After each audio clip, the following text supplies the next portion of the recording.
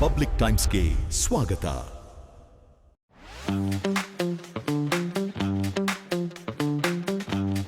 ನಾಲ್ಕು ಆಯುಷ್ಮಾನ ಆರೋಗ್ಯ ಮಂದಿರ ಕಟ್ಟಡಕ್ಕೆ ಶಾಸಕ ವಿಜಯಾನಂದ ಕಾಶಪ್ಪನವರ ಭೂಮಿ ಪೂಜೆ.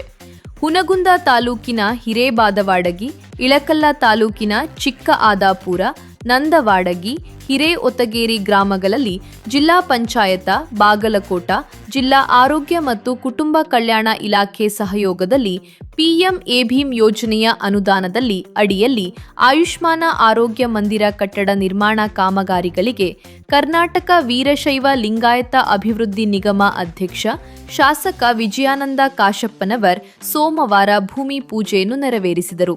ನಂತರ ಮಾತನಾಡಿ ಶಾಸಕರು ಗ್ರಾಮೀಣ ಜನರಿಗೆ ಉತ್ತಮ ಹಾಗೂ ಗುಣಮಟ್ಟದ ಆರೋಗ್ಯ ಸೇವೆಗಳನ್ನು ಒಂದೇ ಸೂರಿನಡಿ ಒದಗಿಸುವ ಉದ್ದೇಶದಿಂದ ಒಟ್ಟು 2,60,00,000 ರೂಪಾಯಿ ವೆಚ್ಚದಲ್ಲಿ 4 ಆಯುಷ್ಮಾನ ಆರೋಗ್ಯ ಮಂದಿರ ಕಟ್ಟಡವನ್ನು ನಿರ್ಮಿಸಲಾಗುತ್ತಿದೆ ಎಂದರು.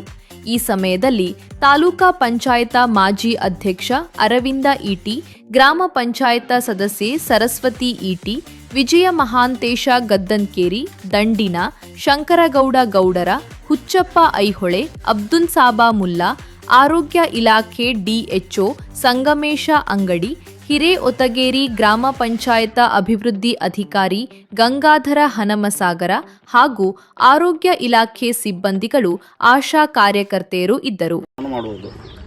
ಪ್ರೌಢಶಾಲೆ ಕಾಂಪೌಂಡ್ ಕಟ್ಟುವುದು.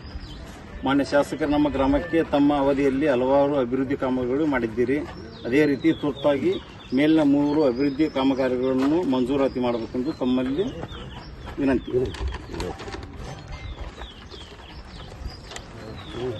ಒಂದು ಬರೆದು ಕೊಡ್ರು, ನೀವು ಆಗ ಕುಂದಿರ್ತಿರಲ್ಲ, ಬರೀ ಬಾಯಲ್ಲಿ ಹೇಳ್ತೀರಿ, ನಾನು ಮರ್ತು ಬಿಡ್ತೀನಿ ಅಂತಿದ್ರಿ. ಅದನ್ನ ನನ್ನ ಹತ್ರ